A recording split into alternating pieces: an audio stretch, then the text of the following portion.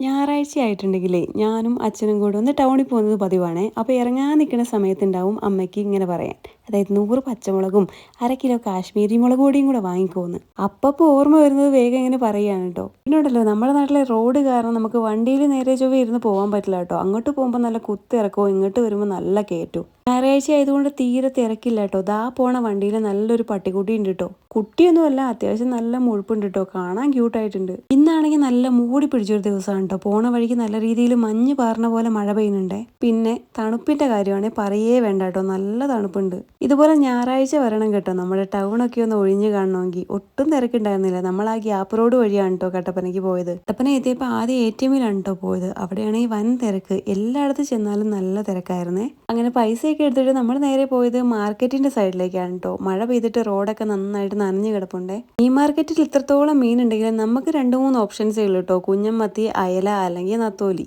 ഇതിലേതെങ്കിലേ വാങ്ങാറുള്ളൂ കേട്ടോ. ഇപ്രാവശ്യം നമ്മൾ കുഞ്ഞമ്മത്തിയാണ് കേട്ടോ വാങ്ങിയത്. പിന്നെ നേരെ മാർക്കറ്റിന്റെ ഉള്ളിലേക്ക് കയറിട്ടോ. പിന്നെ ഇന്നത്തെ ദിവസം അന്യസംസ്ഥാന തൊഴിലാളികൾക്കുള്ളതായതുകൊണ്ട് അവരുടെ മാത്രം ഒരു സമ്മേളനം തന്നെ അവിടെ കാണാം കേട്ടോ. ശരിക്കും മാർക്കറ്റ് ഉണർന്നത് ഇന്നത്തെ ദിവസമാണെന്ന് വേണമെങ്കിൽ പറയാം. അങ്ങനെ നമുക്കുള്ള സാധനങ്ങളൊക്കെ വാങ്ങിയിട്ട് നമ്മളിതാ നേരെ വീട്ടിലേക്ക് വിട്ടു.